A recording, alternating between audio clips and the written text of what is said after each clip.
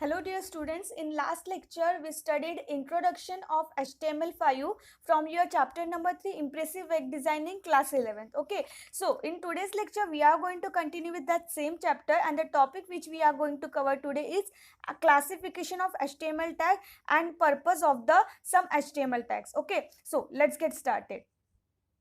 So HTML tags are categorized as container tag and the empty tag. So ये हमारे HTML tags जो है वो दो कैटेगरीज में कैटेगराइज्ड है. First one is the container tag and next one is the empty tag. So सबसे पहला कंटेनर टैग क्या होता है? Container tag are also paired are also called as the paired tag.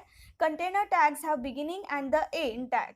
The end tag is similar to the beginning tag but with a slash in front of it. तो ये हमारे container tag जो है जिसे pair tag भी कहा जाता है. तो ये कंटेनर टैग में बिगिनिंग एंड एंड दोनों टैग होते हैं. जो हमारा एंड टैग होता है वो सिमिलर टू बिगिनिंग टैग ही होता है, बस उसके सामने एक स्लैश लगा देते हैं. जैसे यहाँ पे एक एग्जांपल भी दिया है, एक हेड टैग दिया है और उसके साथ में दूसरा एक जो क्लोजिंग ऑफ हेड टैग है वो दिया है, उसमें बस एक स्लैश लगा दिया है. सेम बॉडी टैग भी दिया गया है, एक ओपनिंग और क्लोजिंग है. ठीक है, तो इस तरह से हमारे कंटेनर टैग होते हैं. सो the next tag is the empty tag. Empty tag are stand alone tag and do not have end tag. So ये हमारे empty tag जो होते हैं उसमें उसे stand alone tag भी बोला जाता है और उसमें end tag नहीं होता. जैसे हमारा कंटेनर टैग था उसमें end tag भी होता था, लेकिन यहाँ पे होता है क्या? नहीं. यहाँ पे एग्जाम्पल भी दिया है, B R is the example. ये जो बी आर टैग है वो एक्चुअली लाइन ब्रेक करने के लिए यूज करते हैं. जैसे हम लोग अगर कंप्यूटर में हम लोग कीबोर्ड यूज करते हैं तो नेक्स्ट लाइन में अगर हम लोग को शिफ्ट करना है, नेक्स्ट लाइन में न्यू लाइन में अगर जाना है तो हम लोग एंटर करते हैं ना, तो कुछ उसी तरह का काम ये हमारा बी आर टैग, मतलब जो अभी चल रही है उस लाइन में से हम लोगों को नेक्स्ट लाइन में अगर जाना है तो हम लोग ये बी आर टैग यूज करेंगे. तो कुछ इस तरह से हमारे क्लासिफिकेशन ऑफ HTML हो गए या फिर जो कैटेगरीज है वो होता है. ठीक है, तो so next topic that we are going to cover is purpose of some HTML tags. So आपके स्क्रीन पे जैसे कुछ HTML टैग्स के एग्जांपल दिए. सबसे पहला HTML opening and closing tag दिए. तो इसका काम क्या होता है कि ये HTML टैग के अंदर जो कुछ भी लिखा है उससे कंप्यूटर को क्या समझता है कि इसके अंदर जो कुछ भी टेक्स्ट लिखा है, जो कुछ भी लिखा है दैट इज HTML डॉक्यूमेंट. ठीक है, तो इसलिए ये HTML टैग यूज करते हैं. Next one is the head opening and the head closing tag. तो जैसे कंप्यूटर में हम लोग माइक्रोसॉफ्ट वर्ड में वगैरह जैसे हीडर फुटर यूज करते हैं ना, तो कुछ इसी तरह का काम इस हेड टैग का होता है. इसमें हीडर बनाता है.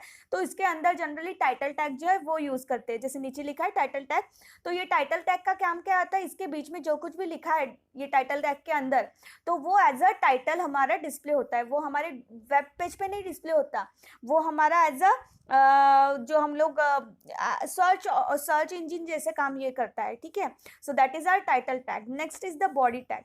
जो हम लोग मेन इंग्रेडिएंट या फिर मेन टेक्स्ट या फिर मेन जो कुछ भी फाइल है, इमेज है, जो कुछ भी हम लोगों को वेब पेज पे दिखाना है that will be written inside that body tag. जो हमारा मेन कंटेंट होता है HTML प्रोग्राम का वो हमारे बॉडी टैग के अंदर लिखा होता है. सो ये हमारे कुछ HTML टैग्स के पर्पस हो गए.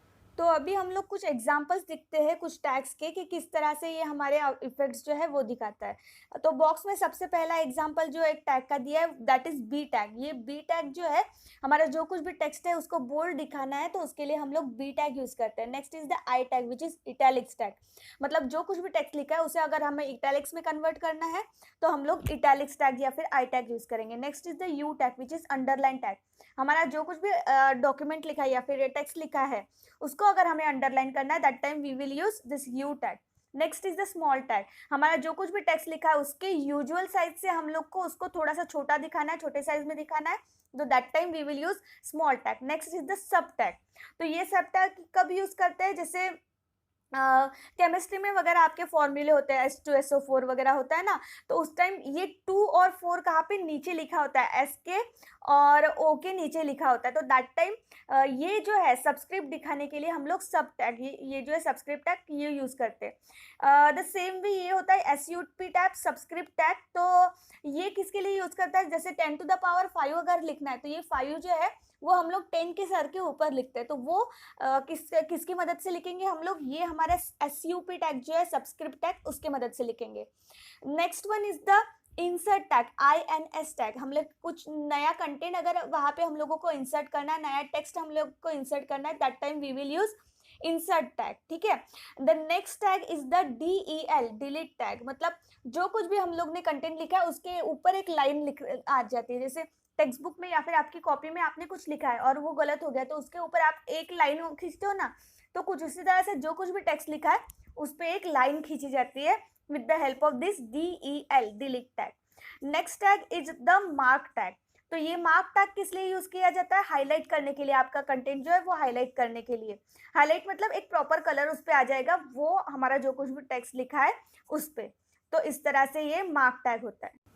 So this much is enough for today's class. In next class we will write some program of this HTML. Okay, so until then you have to do one homework. ये question number 3 आपके text book में दिया गया है, वो आपका homework है। Okay, सो until then, bye bye.